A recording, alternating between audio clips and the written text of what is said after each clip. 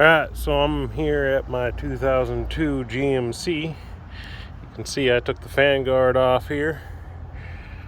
And down in here, alongside this, you'll see down in here, this little rubber hoochie. There's two hooks, a hook here and a hook here. A hook up to this fan strut. Well, as you can see, I wrestled them off. If we look down between this in here, you can see I never hooked them quite back up.